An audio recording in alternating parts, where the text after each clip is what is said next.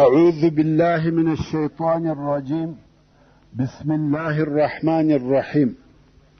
إن الحمد لله نحمده ونستعينه ونستغفره ونعوذ بالله من شرور أنفسنا وسيئات أعمالنا.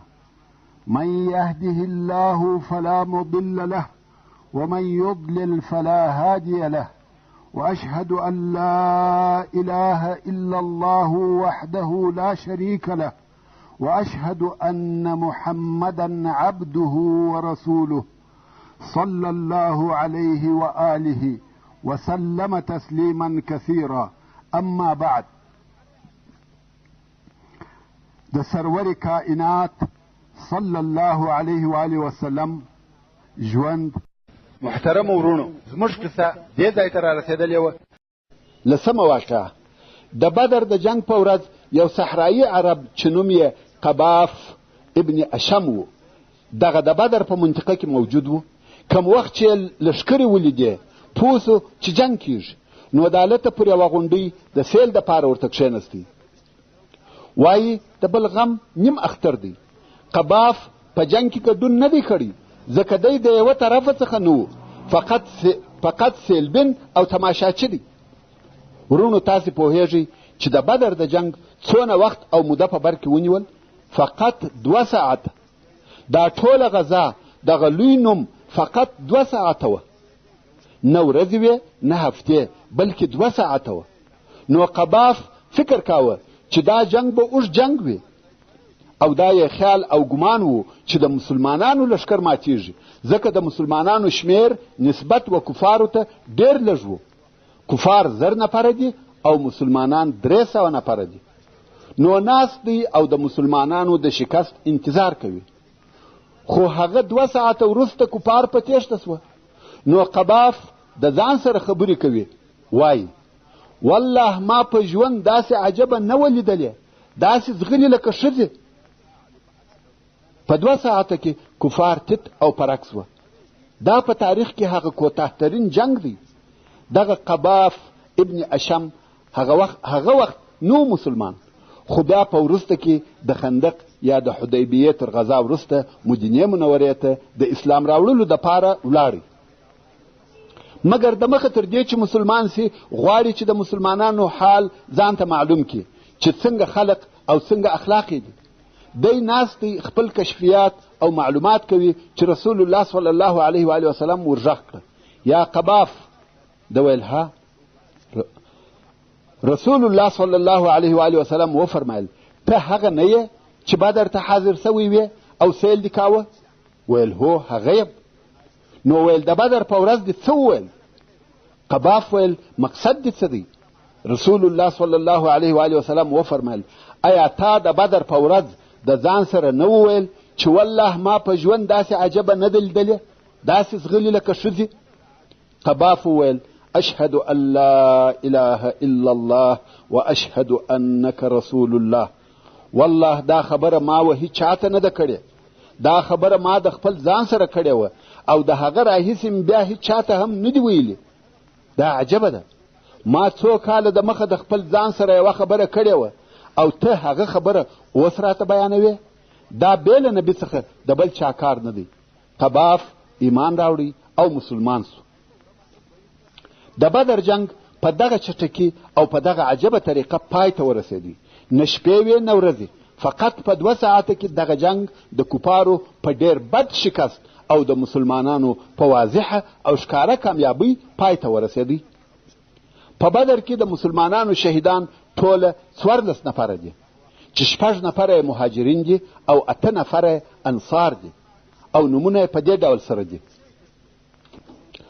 اول عبیده ابن الحارث ابن عبد المطلب، د رسول الله صلی الله علیه و آله وسلم د اکا زوی، او په داسې حال کې وفات سو چې باړخو د رسول الله صلی الله علیه و آله وسلم پر پښه پروت. کم وخت چې روح ووتی، رسول الله صلی الله علیه و آله وسلم وفرمایل اشهد انک شهید، زه شاهدی ادا کوم چې ته شهید یې. دوهم عمیر ابن ابي وقاص. دریم ذو الشمانین ابن عبد عمرو. څلرم عاقل ابن البكير. پنځم مهجع مولا عمر ابن الخطاب. شپږم صفوان ابن بيضاء. دا شپږ نفره مهاجرین و. او د انصارو څخه اول سعد ابن خیثمه. دوهم مبشر ابن عبد المنذر.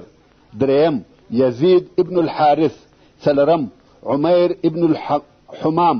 پنځم رافع ابن المعلا. شپږم حارثه ابن سراخه. اوم او اتم عوف او معاذ د عفرا زامن رضی الله تعالی عنهم اجمعین. اوس چې جنگ خلاص رسول الله صلی الله علیه و آله وسلم په میدان جنگ کې ووژل سو کسانو ته ودرېدی او وی فرمایل تاسې د خپل نبی د پاره بد قوم واست. تاسې زه درواغجن وبللم او خلقو می تصدیق وکړي. تاسې پرېښولم او خلقو می کومک وکړي. تاسې زه د خپله ښاره وایستلم او خلقو ځای راکړي. بیا نو رسول الله صلی الله علیه و آله وسلم امر وکړي چې دغه د کفارو مړي کش کړي او یو ساعته یې واچوي. هلته د کفارو د لښکرو ځای ته نږدې یو وچ څا و. ویل دغه مړي ورکش کړي او دغه څا ته یې واچوي. نو د کفارو مړي یو یو راټول کړه سوه او دغه څا ته یې ور اچول. ابو جهل، عتبه، شیبه او داسې نور چې ټول د مکې مکرمې د مشرکانو مشران وه څا ته ور واچول سوه. کم وخت چې عتبه ابن ربیعه د ابو حذیفه رضی الله تعالی عنه پلار د څا وخواته کش کړه سو، رسول الله صلی الله علیه و آله وسلم د زوی ابو حذیفه رضی الله تعالی عنه مخ ته وکتل. د هغه په مخ کې غم او تغییر ولیدی. رسول الله صلی الله علیه و آله وسلم ورته وویل یا ابا حذیفه شاید ستا د پلار د دغه حالت څخه ستا په زړه کې یو شی درګرځي.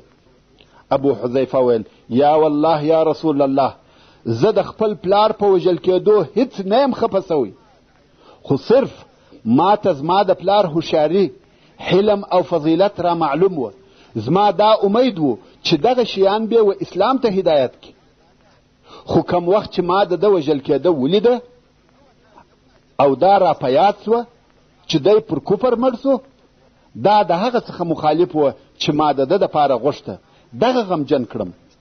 رسول الله صلی الله علیه و آله وسلم و ابو حذیفه ته د خیر دعا وکړه او د خیر خبرې یې ورته وکړې. او بیا چې مسلمانان راغله او غواړي چې امیه ابن خلف کش کړي، هغه امیه چې حضرت بلال او نورو انصارو وژلی و. سبحان الله، په دغه لږ وخت کې یې بوی کړی و، پړسېدلی و. صحابه کرام غواړي چې کش یې کړي، مګر دی د کشولو قابل نه و، غوښې یې تویېدې، شورېدلی و. رسول الله صلی الله علیه و آله وسلم وفرمایل پرېږدي. نو یې پر دغه ځای ډبرې پر ور وغورځولې او په ډبرو کې یې پټ کړي. نه قبر پر جوړ سو، نه څا ته واچول سو، سربیره پر مځکه په ډبرو کې پټ سو. اوس به د جنگ و بندیانو ته راسو. رسول الله صلی الله علیه و آله وسلم د جنگ په بندیانو کې چې 80 نفره وکتل. په بندیانو کې یې 2 نفره ولیده چې د رسول الله صلی الله علیه و آله وسلم ډېر لوی دشمنان وه. یو یې نظر ابن الحارث و. دا هغه سړی دی چې ډېرې قصې یې زده وې، ګشته او خبریاله سړی و. هر ځای چې به رسول الله صلی الله علیه و آله وسلم ناست و، دی به هم هلته نږدې ورته کښېنستی، قصې به یې کولې. خلق به د رسول الله صلی الله علیه و آله وسلم او د اسلام د خبرو او د قرآن مجید د اورېدلو څخه په خپلو قصو راګرځول. او د قصو په پای کې به ویل څوک وایي چې محمد صلی الله علیه و آله وسلم تر ما بهتر دی، زما او د ده څه فرق دی؟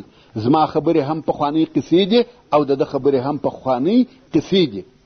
او په قرآن مجید کې چې هر ځای د اساطیر الاولین لفظ راغلی دی، هغه د دغه نظر ابن الحارث د دغه وینا رد او جواب دی. نو رسول الله صلی الله علیه و آله وسلم ودرېدی او ویل دغه سړی دغسې او دغسې کړي دي. هغه د ده اعمال یې ذکر کړه او بیا یې حضرت علی رضی الله تعالی عنه امر کوي، ویل یا علي ولاړ سه او ویې وژنه. دلته نو نظر ابن الحارث د حضرت علی رضی الله تعالی عنه په واسطه ووژل سو. او بیا رسول الله صلی الله علیه و آله وسلم د کفارو هغه بل مشر ته چې عقبه ابن ابي معيط وکتل چې دا هم د کفر د رئیسانو څخه یو رئیس و. رسول الله صلی الله علیه و آله وسلم وفرمایل تاسې خبر یاست چې دغه سړي څه کړي دي؟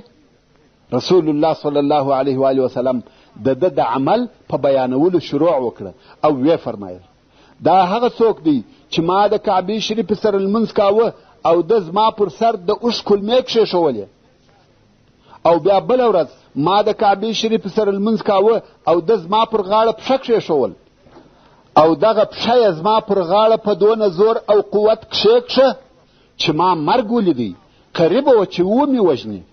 دلته نو عاصم ابن ثابت رضی الله تعالی عنه ورولاړ سو او عقبه ابن ابي معيط یې ووژي او د یې هم هغه د ملګرو وڅاته ورکش کړي.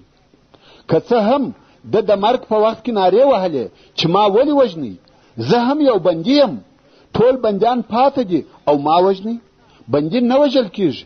مسلمانانو ویل یا ته هغه سړی یې چې داسې او داسې دي کول، تا په خپله دغه غوښته.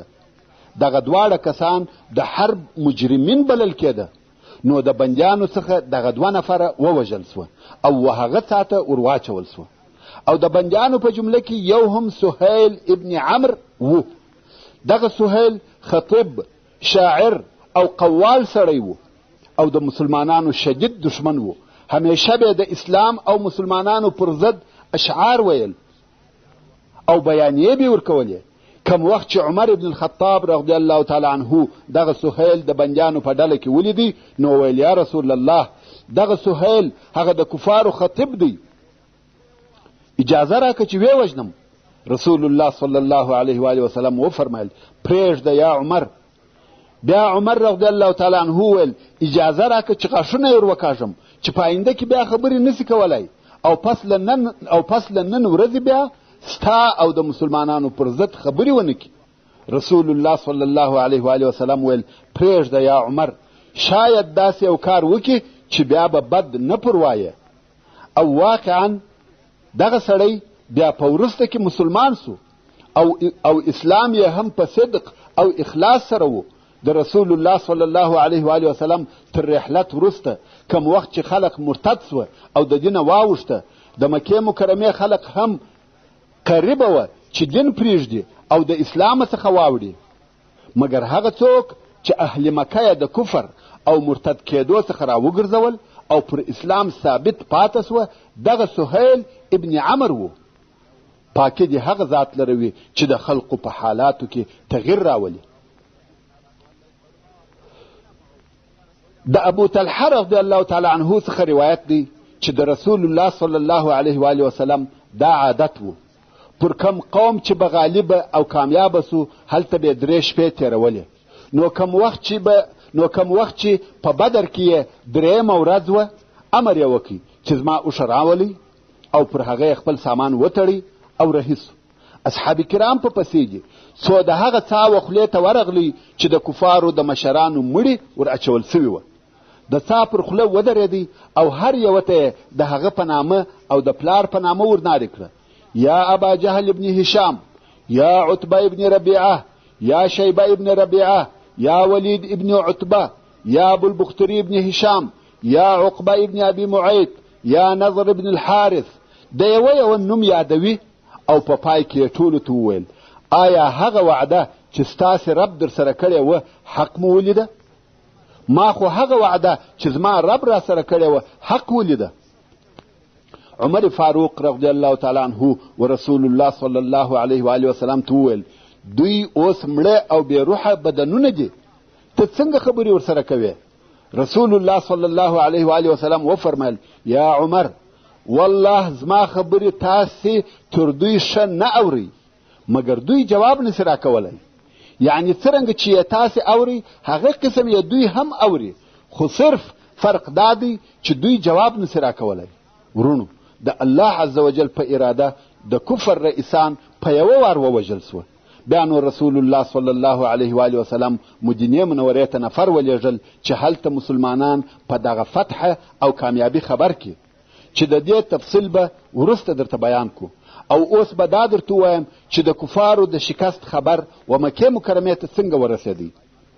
مشرکان چې په جنگ کې مات سوه نو د بدر څخه په غیر منظم ډول سره تښتي، هر یو ځان خلاصوي، په ولو او شیلو کې سره وپاشل سوه او د مکې مکرمې پر طرف خوار او ذلیله یو ورهیدي او د شرم څخه نه پوهیږي چې مکې مکرمې ته څنګه ورننوځي.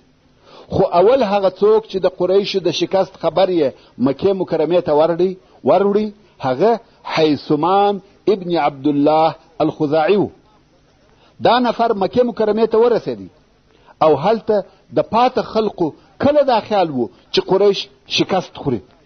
خلقو چې د جنگ د حالاتو پوښتنه ځینې وکړه، دی د خلقو د خیال او نظر څخه مخالف خبرونه ورته وایي ابوالحکم ووژل سو، عتبه ووژل سو، ربیعه ووژل سو، امیه ووژل سو، فلانی دغسې نومونه یادوي ووژل سوه.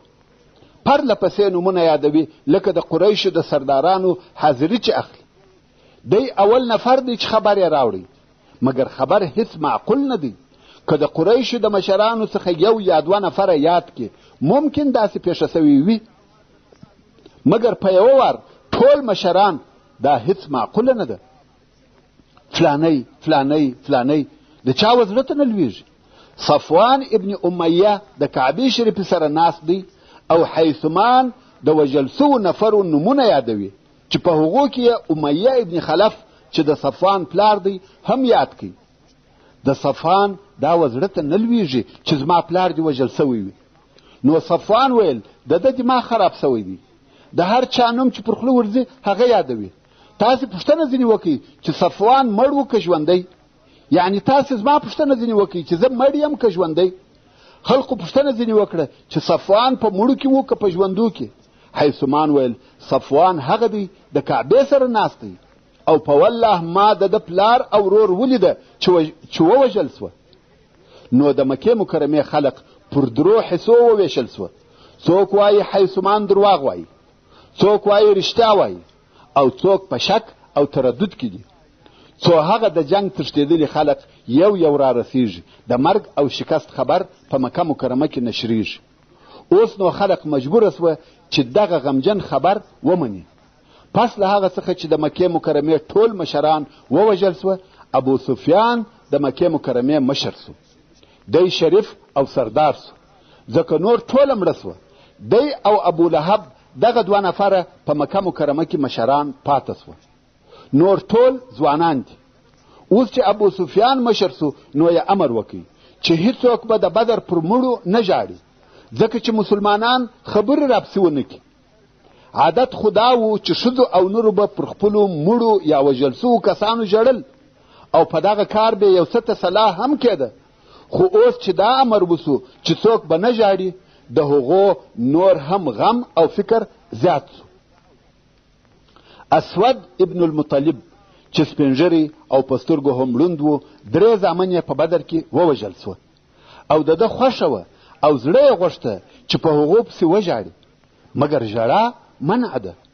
یوه شپه یې د یوې ښځې د ژړا آواز واورېدی، نو یې خپل مریی ولېږي چې ته ورسه وګوره، معلومات وکړه لکه چې د ژړا اجازه سوې ده او ژړا حلاله سوه.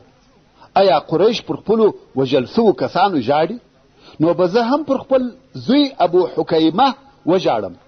قسم دی چې دننه په زړه کې مې اور بل دی. مری ولاړی. کم وخت چې بیرته راغلی ویل هغه یوه ښځه ده چې اوښ یې ورک سوی دی او په هغه پسې ژاړي. دلته نو اسود خپل ځان نسوای ټینګولی او یو څه بیتونه یا اشعار یې وویل چې مقصد یې دا و چې خلق په ورک سوي اوښ پسې ژاړي او موږ په وژل سوو انسانانو پسې نسو ژړلی. او داسې نور د زړه د درد اشعار. او د ابو سفیان بل امر دا و چې هیڅوک به د بندیانو فدیه نه ورکوي چې راخلاص یې کړي، ځکه که فدیه ورکو په دې کار د همیش دپاره د مسلمانانو و موږ ته طمعه پیدا کیږي. ابو لهب چې د رسول الله صلی الله علیه و آله وسلم اکاو او د بدر جنگ ته نه و تللی، د هلته په مکه مکرمه کې پاته و. دغه د جنگ د شکست خبر یې څنګه واورېدی او څه تاثیر یې پر وکړي. دا قصه به و ابو رافع مولا رسول الله صلی الله علیه و آله وسلم ته پرېږدو، ځکه هغه په خپله د دغه قصې یو جز دی. ابو رافع وایي زه د عباس مریی وم او اسلام زموږ کورنۍ یعنی د عباس کورنۍ ته را داخل سوی و. عباس مسلمان سو، ام الفضل چې د عباس ښځه وه هغه مسلمانه سوه او زه مسلمان سوم. خو عباس خپل اسلام پټاوه او ابو لهب چې جنگ ته نو تللی، کم وخت چې د مشرکانو د شکست خبر ورته راغلی، الله عز وجل کښته او ذلیله کړي او موږ په خپلو ځانو کې قوت او عزت حس کړي. ابو رافع وایي زه ضعیفه سړی وم او غشي مې جوړول، نو د عباس په کور کې په هغه خپله کوټه یا خونه کې ناست وم، خپل غشي جوړوم. ام الفضل چې د عباس ښځه ده هغه هم راته ناسته ده او په دغه خبر چې مسلمانان کامیابه سوه او کفارو شکست وخوړي ډېر خوشحاله یو. که ګورو چې ابو لهب چې د شر علامې پر ښکاره دي راغلی او د هلته په دغه کوټه کې راته کښېنستی، شایه زما وخواته ده. دی غواړي چې د ام الفضل څخه معلومات وکړي او په دغه باره کې خبرې ورسره وکړي. په دغه وخت کې د خلقو غږ او نارې سوې چې دغه دی ابو سفیان ابن الحارث ابن عبدالمطلب د جنگ څخه راغلی. دغه ابو سفیان د رسول الله صلی الله علیه و آله وسلم د اکا زوی د ابو لهب راره او مشرک و. ابو لهب ورته ویل دلته راسه، قسم دی چې ستا سره به د جنگ خبرونه وي. ابو سفیان و ابو لهب ته کښېنستی او خلق شاوخوا ورته ولاړ دي. ابو لهب ورته وایي ای وراره بیان راته وکړه، خلقو ته څه پیښه سوه؟ ابو سفیان وایي موږ چې د قوم سره مخامخ سوو بل څه نه وه، بس ځانونه مو ورتسلیم کړه، څنګه چې د دوی خوښه وه هغسې یې وژلو او هغسې یې بندیانولو. ابو لهب ورته وایي په جنگ کې چا ډېر په عذاب کړاست؟ ابو سفیان وایي هغه چې موږ ته یې ډېر تکلیف راکړی یو نفر و چې پر ځګر یې د نعامې بڼکې ایښې وې، هغه ډېر نفر را پکښې مړه او زخمیان کړه. هغه داسې کارونه را وکړه چې چا په چا نه دي کړي. ابو لهب وایي دغه نفر څوک و؟ ابو سفیان وایي موږ چې بیا وروسته پوښتنه وکړه هغه حمزه ابن عبدالمطلب و. ابو لهب ویل نو شکست مو ولې وخوړی؟ تاسو خو ډېر او پوره اسلحه در سره وه. ابو سفیان ویل زه خلق نه ملامتوم، ځکه هلته نور داسې خلق راغله چې سپین کالي یې اغوستي وه او پر ابلقو آسانو سپاره وه، په والله هېڅوک یې مخته نه سوای درېدلی او چا یې طاقت نه درلودی. ابو رافع وایي ما سر راپورته کوي او ومې ویل والله هغه ملایکې وې. ابو لهب مخ راواړاوه، یوه ټینګه چپلاخه یې پر مخ راسره کړه، ویل ته هم د هغو ملګری یې؟ ابو رافع وایي ما هم ور حمله کړه، خو څرنګه چې زه ضعیفه وم ده پورته کړم او د مځکې ووهلم او پر ځګر مې کښېنستی وهي مې. ام الفضل ابو لهب راڅخه کشوي، خدای مې نه ایله کوي، په وینو یې ولړلم. ام الفضل چې د عباس رضی الله تعالی عنه ښځه وه مجبوره سوه، یو لرګی را واخیستی، ابو لهب یې پر سر په ووهه. د ابو لهب سر یې ورمات کړي او ویل ضعیفه دې ولیدی او خاوند یې هم نسته. ابو لهب هم چې تر سر یې وینې بهېدلې ذلیله ولاړ سو او زه یې پرېښولم. ابو رافع وایي په والله ابو لهب تر 7 ورځې زیات نور ژوند ونه کوي. اوس چې ابو لهب خپل کور ته زخمي او غمجن لاړی، هلته نور هم مرض پسې زیات سو. هغه غم او دا مریضي چې سره یو ځای سوه، نو یو بل مرض یې وزېږاوه چې په عربي کې ذات الجنوب یا ذات الجنب ورته وایي، او څوک وایي د عدسه په مرض اخته سو چې دغه دواړه مرضونه هلاکونکي وه او عربو هم ډېر بد ځینې وړه، ساري مرضونه یې بلل. نو خلق هم د مرض د بیرې نه ورنږدې کېده، حتی خپلو اولادو هم پرېښاوه نه ورتله، ځکه د مرض د اخیستلو څخه بیرېده. څوک وایي تر بدر 2 ورځې وروسته او څوک وایي 1 هفته وروسته تر بدر مړ سو. نو ابو لهب په داسې مریضي مړ سو چې خلق یې پوښتنې ته هم نه ورتله، حتی پس له مرګه یې اولادونه د ښخېدو دپاره نور نږدې کېده. په هغه خونه کې پروت و، څو وپړسېدی او بویه وکړ. خلقو د هغه وزامونو ته پیغورونه ورکول چې پلار مو بې له ښخېدو پرې ایښی دی. زامنو یې ویل موږ د مرض د بیرې څخه نسو ورنږدې کېدلی. محترمو ورونو، څرنګه چې پیته پای ته ورسېده او داسې راته معلومیږي چې زموږ هره فتنه به د قصې په مابین کې پای ته رسیږي، نو د قصې پاته واقعات به په راتلونکې پنځمه پته کې واورئ ان شاء الله تعالی. وصلى الله تعالى على خير خلقه محمد وآله وأصحابه وأهل بيته أجمعين. والسلام عليكم ورحمة الله وبركاته.